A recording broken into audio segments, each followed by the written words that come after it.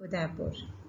अभी तक हम लोगों ने पढ़ा कि राजनीतिक समाजशास्त्र किसे कहते हैं और राजनीतिक समाजशास्त्र की विशेषताएं क्या है। आज हम पढ़ेंगे राजनीतिक समाजशास्त्र की विषय सामग्री और क्षेत्र के विषय में। What is the subject matter and scope of political sociology? कुछ विद्वानों ने राजनीतिक समाजशास्त्र की परिभाषाएं दी थी और इन परिभाषाओं से यह निष्कर्ष निकलता है कि राजनीतिक समाजशास्त्र के क्षेत्र व विषय सामग्री के संबंध में कोई भी सर्वमान्य हल निकालना कठिन कार्य है। फिर भी विद्वानों के मतभेदों के बावजूद राजनीतिक समाजशास्त्र राजनीतिक और सामाजिक पारस्परिक संबंधों की प्रक्रियाओं का अध्ययन प्रस्तुत करता है, ऐसा माना जाता है। राजनीतिक समाजशास्त्र का संबंध राजनीतिक संदर्भ में सत्ता यानी पावर से है, जो राजनीतिक समाजशास्त्र के अध्ययन क्षेत्र की प्रारंभिक रूपरेखा है। सत्ता की मूल धारणा से संबंधित प्रश्नों के अतिरिक्त राजनीतिक समाजशास्त्र के अंतर्गत प्राधिकार दैट इज अथॉरिटी, प्रभाव इन्फ्लुएंस, बल फोर्स या हिंसा वायलेंस की सामाजिक संदर्भ में अपेक्षित है। राजनीतिक समाजशास्त्र के क्षेत्र के अंतर्गत ये सारी चीजें आती हैं। टॉम बॉटमर ने एक जगह लिखा था कि मेरी राय में राजनीतिक समाजशास्त्र और राजनीति विज्ञान में कोई महत्वपूर्ण सैद्धांतिक भेद करना असंभव है। ज़्यादा से ज़्यादा कुछ भिन्नताएं हैं, थोड़े बहुत डिफरेंसेस जो हैं वो पाए जाते हैं, जो कि पारस्परिक सुविधाजनक श्रम विभाजन जनित है। उदाहरण के लिए राजनीतिक विज्ञानियों ने सरकारी मशीनरी, कानून बनाने के उपकरण और प्रक्रियाओं, प्रशासन और विधि नियंत्रण के अध्ययन में विशेष रुचि दिखाई तथा कुछ हद तक उनको सामाजिक संदर्भ से पृथक करके विचार भी किया और मुख्यतः उनका विवरणात्मक विवेचन भी प्रस्तुत किया। दूसरी ओर हम देखते हैं कि आधुनिक राजनीति विज्ञान है, जो कि राजनीतिक समाजशास्त्र से बहुत कुछ अविभेद है, कम बटा हुआ है। अनेक राजनीतिक समाजशास्त्रियों ने राजनीतिक समाजशास्त्र के अध्ययन क्षेत्र को स्पष्ट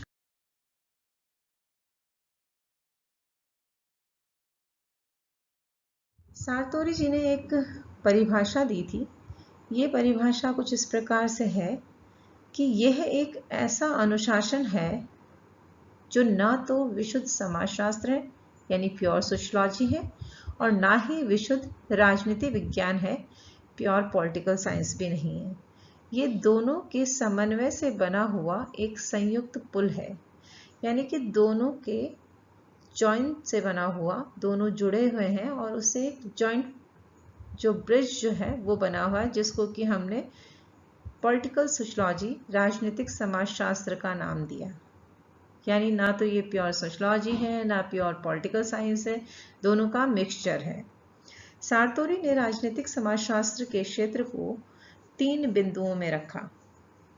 पहला था समाजशास्त्र और राजनीति विज्ञान की विचारधाराओं के मेल से एक नए दृष्टिकोण को प्रस्तुत करने वाला अध्ययन है। इसे राजनीतिक समाजशास्त्र का क्षेत्र मान सकते हैं।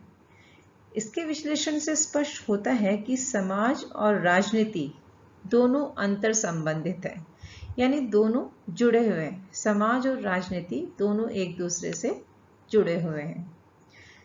दूसरा, उन्होंने बताया कि समाज के सर्वसाधारण व्यक्ति दृष्टि से किस आधार से और कैसी क्रिया करते हैं, ऐसी क्रिया से उत्पन्न प्रक्रिया का समावेश राजनीतिक समाजशास्त्र के क्षेत्र के अंतर्गत सम्मिलित किया जाता है।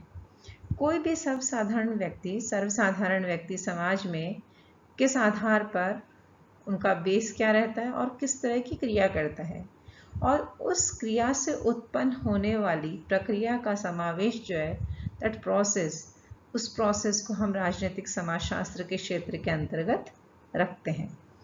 तीसरा, इन्होंने बताया कि राजनीतिक पार्टियों द्वारा समाज को किस प्रकार से प्रभावित किया जाता है, जो कि समाज में पाए जाने वाले दल या पार्टी उस समाज के लिए दबाव समूह का कार्य करते हैं। अतः राजनीतिक पार्टियों द्वारा सामाजिक संरचना पर पड़ने वाले प्रभाव का अध्ययन भी राजनीतिक किया जाता है। जो उपरोक्त विश्लेषण, जो 3 बातें हमने की, उसका विश्लेषण से हमारे सामने राजनीतिक समाजशास्त्र के 2 विशिष्ट लक्षण स्पष्ट होते हैं। पहला, राजनीतिक समाजशास्त्र सामाजिक तथा राजनीति के बीच संबंध का अध्ययन करता है। समाज और राजनीति, सामाजिक संबंधों और राजनीतिक परिप्रेक्ष्य, इन दोनों के बीच किस प्रकार का संबंध पाया जाता है, उन संबंधों का अध्ययन राजनीतिक समाजशास्त्र के अंतर्गत किया जाता है। दूसरा, राजनीति को हम तब तक नहीं समझ सकते जब तक कि सामाजिक के साथ उसे संबंधित ना करें। जैसा कि मैंने आपको पूर्व में बताया कि राजनीति और समाज दोनों एक दूसरे से जुड़े हुए हैं, तो हम राजनीति को तब तक नहीं समझ सकते जब तक कि उसे हम समाज के साथ ना जोड़ें। राजनीति, क्योंकि मनुष्य एक सामाजिक प्राणी है, समाज में रहता है और समाज में रहकर राजनीतिक व्यवस्था का हिस्सा बनता है, तो किस समाज में किस प्रकार की राजनीतिक व्यवस्था पाई जाती है, ये अलग अलग होती है। हर समाज की राजनीतिक व्यवस्था अलग अलग होती है। जैसे अगर हम प्राचीन समाज में जाते हैं तो उस समय की राजनीतिक व्यवस्था अलग थी, और आज जब हम आधुनिक समाज में देखते हैं तो इस समय की राजनीतिक व्यवस्था बिल्कुल पृथक दिखाई देती है। इस क्षेत्र के महत्वपूर्ण अंगों को निम्नलिखित रूप से देखा जा सकता है। इसके क्षेत्र के कुछ महत्वपूर्ण अंग हैं, उनको हम इस प्रकार से देख सकते हैं। सबसे पहला अंग है, राजनीतिक समाजशास्त्र में राजनीतिक संरचनाओं तथा संस्थाओं का समाजशास्त्रीय अध्ययन किया जाता है।